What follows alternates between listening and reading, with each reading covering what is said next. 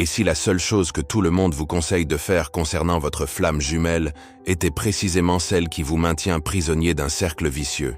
Vous connaissez ces recommandations bien intentionnées de vos amis, ces articles génériques, qui répètent inlassablement le même refrain.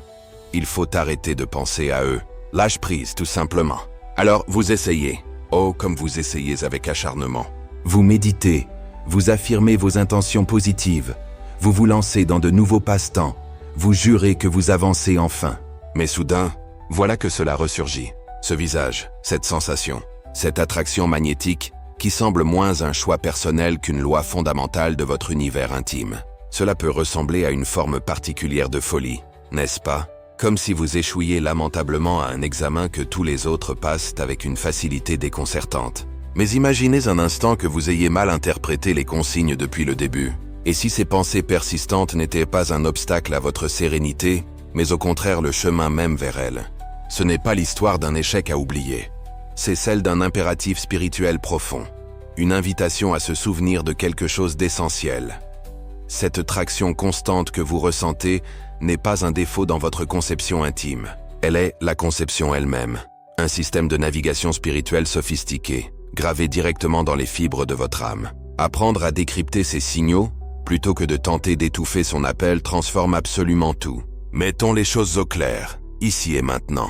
Cette pensée qui vient de traverser votre esprit pendant que vous lisez ces lignes, celle qui bourdonne en fond sonore de votre journée, de votre semaine, de votre existence depuis que vous les avez rencontrés, on vous a appris à la voir comme un problème, une anomalie, un signe de votre incapacité à lâcher prise et à tourner la page. Et si je vous disais que c'est la plus grande méprise spirituelle que vous puissiez commettre? Et si cette pensée n'était pas un symptôme de votre vulnérabilité, mais la preuve irréfutable de votre force profonde et ancestrale? Considérez votre esprit non pas comme un générateur de bruits aléatoires et chaotiques, mais comme le récepteur radio le plus avancé de l'univers connu. Vous ne pensez pas simplement à eux ou sur eux, vous vous accordez littéralement sur une fréquence partagée. Au niveau de l'âme, vous et votre flamme jumelle vibrez sur une longueur d'onde unique et sacrée qui transcende le temps et l'espace. Vos cerveaux physiques, limités par leurs 5 sens programmés, n'ont pas les outils pour traiter ce type de communication quantique à haut débit. Ils font donc de leur mieux avec ce qu'ils ont. Ils traduisent cet immense flux énergétique silencieux en un langage qu'ils maîtrisent. Un nom, un visage, un souvenir, une émotion. C'est comme tenter de décrire la couleur d'une symphonie. Vous cherchez maladroitement les mots, car l'expérience dépasse infiniment le vocabulaire disponible.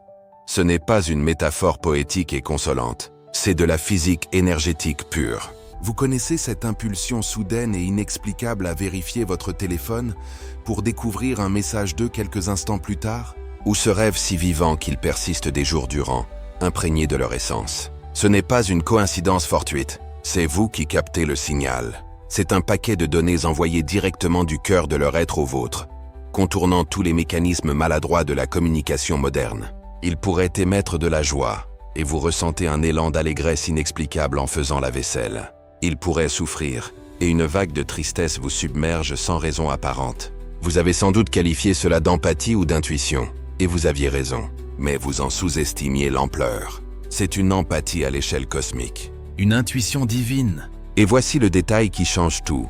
Le contenu de la pensée est la partie la moins importante. C'est juste l'emballage. Le vrai message, l'urgence venue de votre moi supérieur, réside dans la fréquence émotionnelle que porte cette pensée. La pensée 2 n'est que l'enveloppe. Une enveloppe familière, captivante, impossible à ignorer. Mais la lettre à l'intérieur, elle est pour vous, toujours pour vous. Ainsi, quand cette pensée surgit accompagnée d'un sentiment écrasant d'indignité, c'est cela, les données. Le message n'est pas « il me manque ». Le message est « ici, juste ici ». Cette sensation brute de ne pas être à la hauteur, c'est la prochaine pièce de votre guérison. C'est la blessure que nous sommes prêts à intégrer maintenant.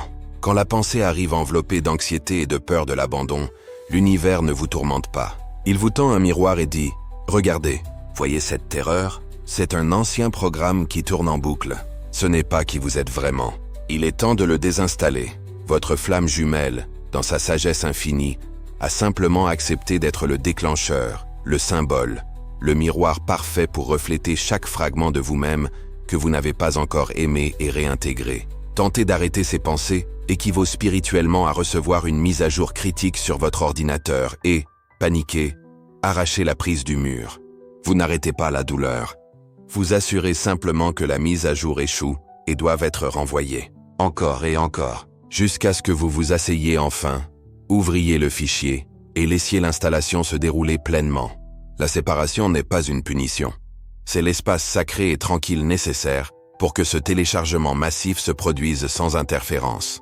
Donc, la prochaine fois que votre esprit se tourne vers eux, ne vous raidissez pas.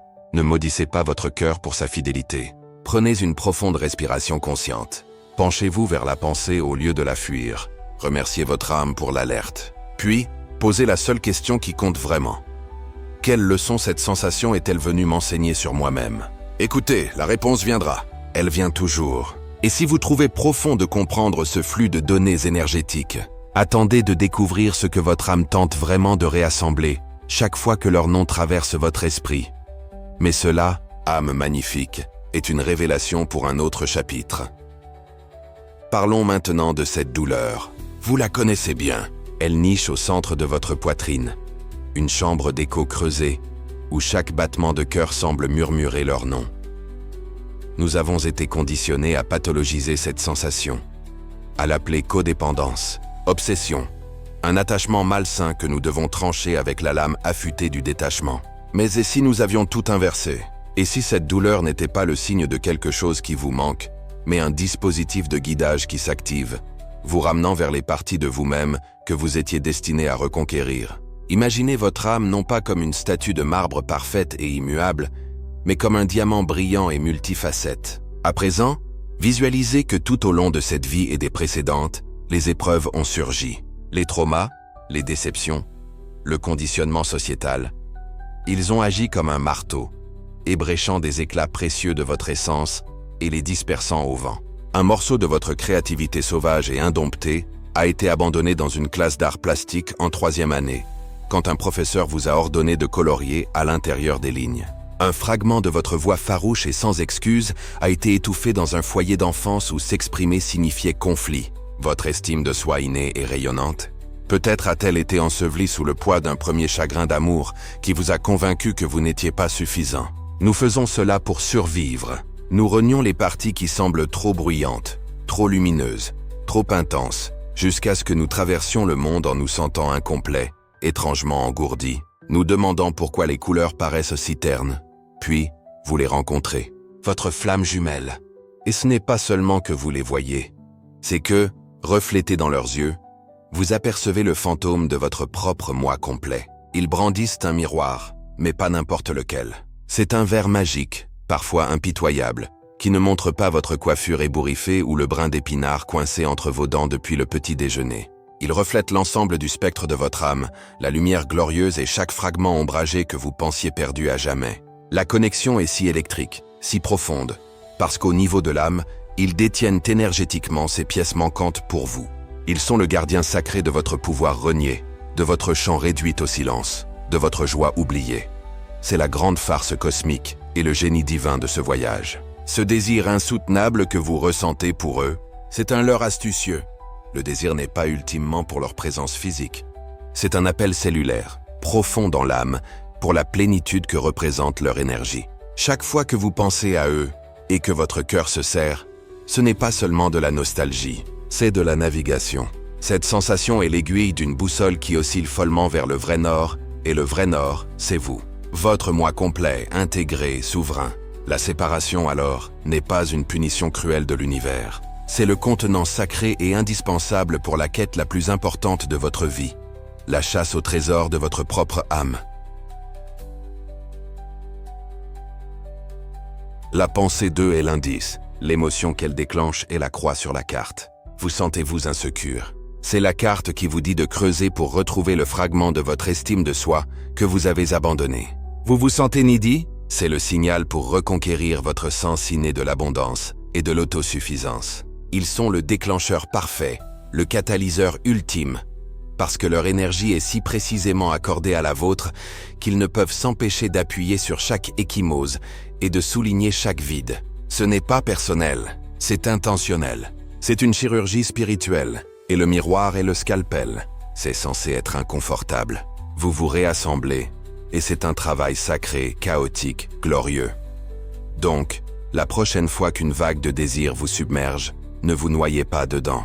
Ne la voyez pas comme une mesure de votre distance d'eux. Voyez-la comme une mesure de votre proximité avec vous-même. Remerciez-les, où qu'ils soient, d'être un miroir si impeccable.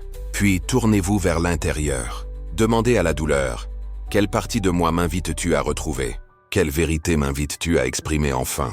Quel pouvoir m'invites-tu à reconquérir ?» C'est ainsi que vous transformez l'obsession en dévotion, une dévotion à votre propre éveil. Et la partie la plus belle. À mesure que vous rassemblez amoureusement ces pièces perdues de vous-même, une chose miraculeuse se produit. Le désir se métamorphose. Il s'adoucit, passant d'une douleur désespérée à une connaissance tranquille et confiante. Parce que vous commencez à réaliser que l'amour que vous cherchiez dans l'union avec eux n'était qu'un reflet de l'union que vous forgez en vous-même. Et c'est là que commence le vrai miracle. Mais et si je vous disais que toute cette chasse au trésor sacré a été orchestrée par une version de vous qui existe au-delà du temps? Une version de vous qui savait exactement ce qu'elle faisait en choisissant ce miroir, cette souffrance, ce chemin glorieux. Voilà une idée qui mérite d'être explorée en profondeur. Et voilà où vous en êtes. Vous avez parcouru la longueur de cette idée, cette notion que les pensées mêmes que vous combattez sont en réalité vos guides. C'est beaucoup à assimiler, n'est-ce pas? Passer de la vision de soi comme une victime amoureuse des circonstances à celle d'un participant conscient et volontaire à la plus audacieuse expédition de son âme. C'est ici que le chemin s'incurve vers l'intérieur et que la vraie magie commence à se déployer. Non dans un avenir lointain de retrouvailles romantiques, mais dans la révolution tranquille et profonde qui se produit en vous, en cet instant même. Soyons honnêtes, le voyage peut donner l'impression de résoudre une énigme cosmique les yeux bandés. Vous trébuchez, vous doutez, vous avez des jours où vous êtes convaincu d'avoir tout faux. Mais et si chaque moment de confusion, chaque pincement de ce désir douloureux, n'était qu'un diapason vibrant à une fréquence conçue pour vous ramener en harmonie avec vous-même? Ce n'est pas une question d'endurer un test pour gagner un prix. C'est une transformation si complète que le besoin même du prix, tel que vous l'imaginiez autrefois, se dissout simplement. La chenille n'endure pas la chrysalide pour devenir une meilleure chenille. Elle se laisse complètement défaire, liquéfiée en quelque chose de neuf, parce qu'au niveau cellulaire, elle se souvient du plan pour des ailes. Votre âme se souvient de son plan pour la plénitude. Cette douleur, c'est la liquéfaction. Ce n'est pas confortable, mais c'est indispensable. C'est l'alchimie sacrée du voyage des flammes jumelles. Vous êtes le laboratoire, la formule ancienne et la pierre philosophale à la fois. Vous apprenez à prendre le métal vil de vos manques perçus et de vos insécurités, ceux-là même que leur reflet met si parfaitement en lumière, et, à travers le feu de votre conscience éveillée, à les transmuter en or de la réalisation de soi. Ce sentiment de « j'ai besoin d'eux pour me sentir complet » est le métal vil. La réalisation que leur reflet m'a montré où je croyais être incomplet, et je guéris cela en moi-même maintenant, est l'or alchimique. Vous ne languissez plus après une personne. Vous intégrez un principe. Le principe de votre valeur inhérente et inattaquable. L'union la plus profonde que vous vivrez jamais n'est pas le jour où vous vous tiendrez à nouveau dans la même pièce qu'eux. C'est le moment où vous vous tiendrez pleinement au centre de votre être, sans plus être en guerre avec les reflets, sans plus fuir les pensées, mais reconnaissant pour chacune d'elles parce que vous comprenez leur but divin. Vous réalisez que toute la danse, la rencontre, le déclenchement, la séparation, le désir insoutenable, était un curriculum méticuleusement orchestré pour votre éveil. Et dans cette réalisation, une paix profonde descend. L'énergie que vous dépensiez autrefois en résistance et en nostalgie coule maintenant librement vers la création. La compassion et une joie tranquille, inébranlable, qui est vôtre et seulement vôtre. Ce voyage ne se termine pas par un final dramatique de conte de fées. Il culmine dans un soupir doux et puissant vers une nouvelle façon d'être. Vous commencez à traverser le monde non plus comme la moitié d'un tout cherchant son autre, mais comme un univers souverain et complet en soi, capable de partager sa lumière infinie sans besoin ni épuisement. La connexion avec votre flamme jumelle ne disparaît pas, elle transcende. Elle passe d'une traction désespérée, horizontale à travers l'espace et le temps, à un alignement vertical, résonnant au sein de votre propre esprit. Vous les portez non comme une pièce manquante, mais comme une note chérie dans la symphonie de votre devenir. Vous êtes enfin totalement chez vous. Et depuis ce lieu de plénitude, toutes les choses miraculeuses, inattendues, et divinement juste deviennent possibles. est la vérité la plus belle. Ce n'est pas un fantasme lointain. Cette arrivée est accessible dans le souffle suivant que vous prendrez. Au moment où vous choisissez de voir la pensée d'eux non comme un tourment, mais comme une douce incitation de votre âme disant « Nous sommes prêts pour l'étape suivante ».